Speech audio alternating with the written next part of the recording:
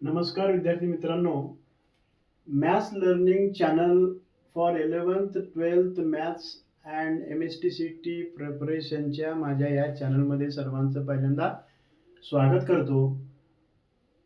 आता एप्रिल 2026 मध्ये जी MST-CT preparation exam होणार आहे, ह्या एक्झामच्या तयारीसाठी म्हणून हा चॅनल तयार करण्यात आलेला आहे.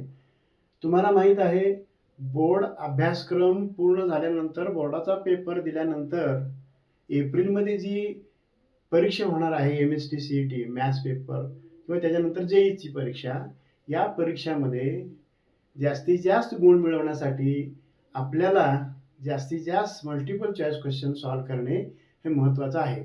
बोर्डाचा पेपर आणि MST-CTच्या पेपरमध्ये फरक आहे. MST-CTचा जो पेपर असतो मॅथ्सचा, त्याच्यामध्ये एकूण 50 प्रश्न विचारले जातात. 50 प्रश्न 90 मिनिटांमध्ये. याचा अर्थ एका उदाहरणासाठी जास्तीत जास्त 1.5 मिनिटाचा वेळ असतो. त्या 1.5 मिनिटांमध्ये बोर्ड पेपरमध्ये सोडवलेला जो प्रश्न आहे तो 1.5 मिनिटाच्या आत सोडवायचा असतो.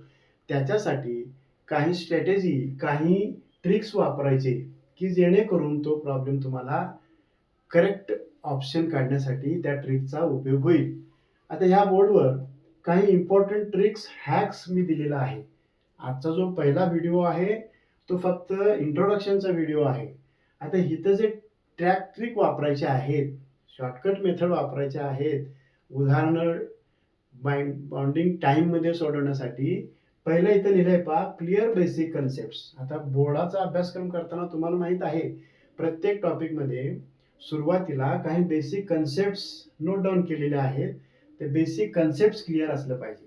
तुम्हाला माहीत आहे, गणित अवघड केव्हा वाटतो किंवा गणितामध्ये गोडी केव्हा निर्माण होते.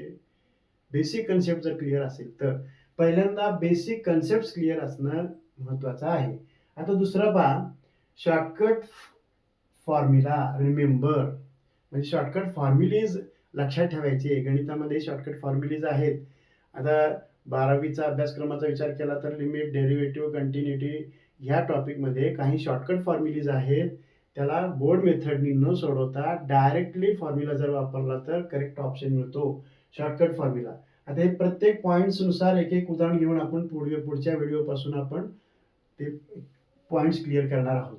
आता थर्ड काय पहा, MCQ मध्ये ऑप्शन्स एलिमिनेशन टेक्निक हे सर्व महत्त्वाचं आहे. आता ह्याच्यामध्ये अशी स्ट्रॅटेजी का आहे, ह्या प्रत्येक MCQ मध्ये 4 ऑप्शन्स असतात. 4 ऑप्शनपैकी 2 ऑप्शन हे चुकीचे असतात. पाहिल्यानंतर लक्षात येतात, ते एलिमिनेट करायचे, जसं 50-50 म्हणतो आपण.